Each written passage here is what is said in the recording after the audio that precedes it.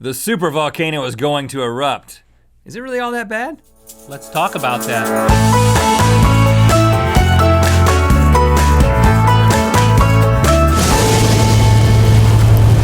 Good mythical morning. Thank you for making us a part of your daily routine. It's a good mythical morning no matter what time of day you watch with us. Okay. Well, we're not watching you, but whatever. I'm watching. I look at the monitor quite a bit to check my hair. Okay, you've probably heard about this supervolcano under Yellowstone National Park. It's hard not to watch television now, especially if you watch one of these like Discovery Channels or Science Channels, National Geographic. Every other day they're talking about this supervolcano that's gonna blow up the world. Now, I will say, I don't have cable, and I've only very vaguely heard of the supervolcano. You have an antenna, right? I have an antenna. I do, I have a digital antenna. You get a lot of good stuff with that? Nope, nothing really. Okay, a lot of singing competition shows. Those are the best. Those might be in jeopardy. Let me explain. I get Jeopardy too. This is the volcano. The supervolcano under Yellowstone has an explosivity index of 8. That's on a scale of 0 to 8. Oh, really? Why didn't they just make it 10? I didn't even know there was an explosivity index. There is. I'm glad. And the descriptive term next to 8 on the scale is apocalyptic. Wow. Meaning, if this thing erupts, it will be apocalyptic. And it is under Yellowstone. This is for real. Yeah, I'm not making this up. This is all the science channels they're telling you the truth. Okay. And it's a caldera volcano, meaning it's not a mountain. It's actually kind of a very large depressed basin. So it's like a flat area. Now, so a lot of people don't know about it because it's not like this big mountain that you can go to and look at. So Does it fuel Old Faithful? All the geothermal activity at Yellowstone, including Old Faithful, is a result of all the superheated magma that is underneath the ground there. Okay. Now, they recently found out during an investigation that it's 2.5 times bigger than they originally thought. And it was already a big deal if this thing were to erupt. But just like last year they found out, no, this thing's 2.5 times bigger than we thought, that much more magma. And there's all this stuff that's been happening lately that's brought it back into the news, including increased earthquake activity. I think this year or late last year, there was like a 4.8 magnitude earthquake, which is a really big deal for that area. Usually lots of earthquakes precede an eruption. The ground there is uplifting as much as 10 inches over the past few years. That's another sign that, whoops, something's getting ready to happen. And the bison are leaving.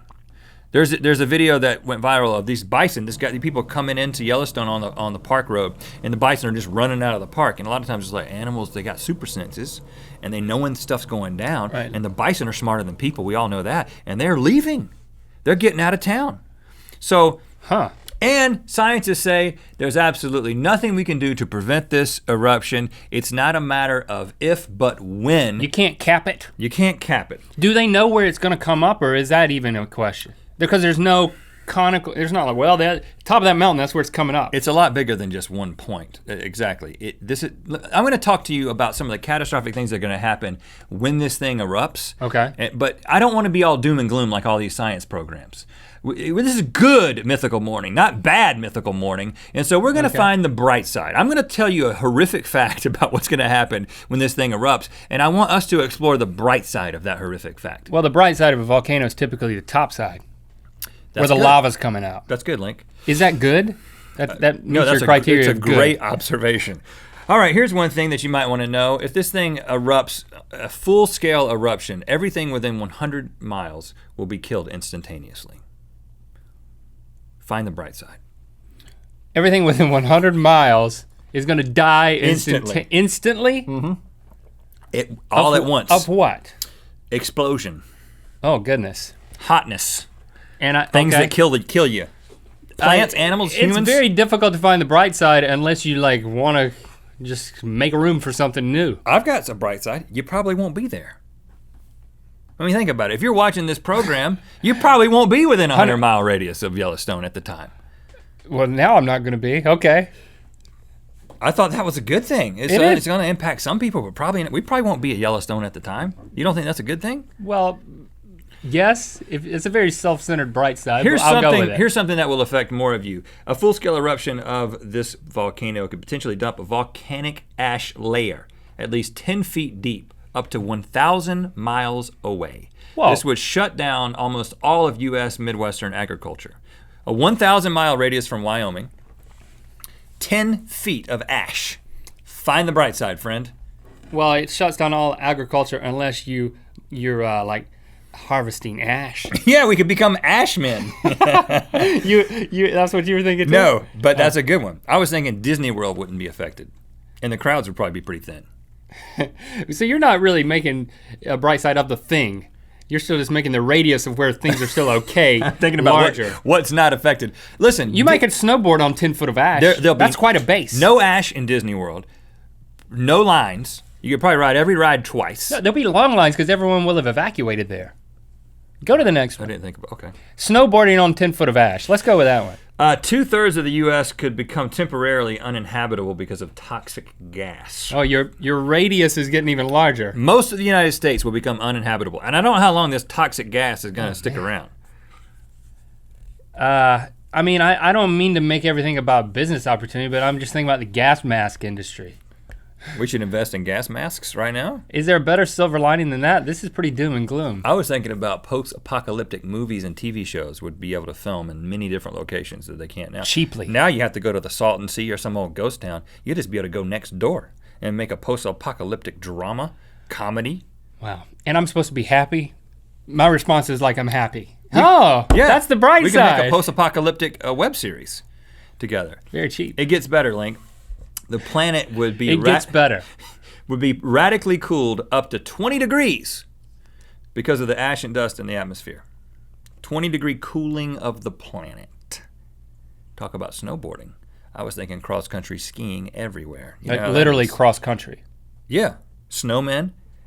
Make a snowman in Burbank. You can't make a snowman out here. He'll melt. There's no snow. Yeah, you can't even make him to melt. But again, you don't seem to be too convinced that these are positive things. Yeah, well, let me really try.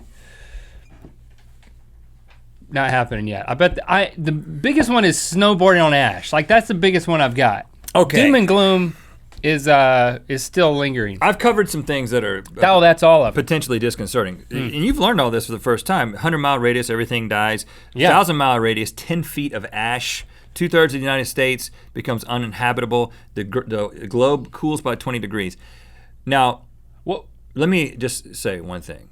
The National Park Service at Yellowstone has gotten so many questions about this volcano. I'm sure it's hurt business. Like what I said at the beginning. Well, at least I know I'm not going there. So they have responded. They have an official response, a Q&A on their website that answers some things. And so I'm going to clear some things up, and maybe you won't be so scared now. Okay. Here's what the National Park Service says. Don't worry. I said don't worry. This is what they say. Though another caldera-forming eruption is theoretically possible, it is very unlikely to occur in the next 1,000 or even 10,000 years. So you know what? It's probably not going to happen. It could happen. It is theoretically possible. In our lifetime. It probably won't happen.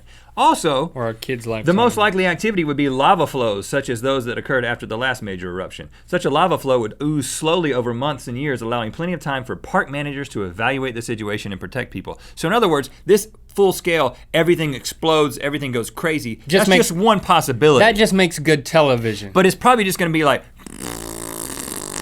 a little bit of, it probably won't make that noise, but a little bit of lava comes out and goes, oh, lava, we can run faster than that. And you get on a bison and you ride out of the park. Yeah. And also, for the most likely type of volcanic eruption in Yellowstone, anywhere would be safe except in the immediate vicinity of the advancing lava flow.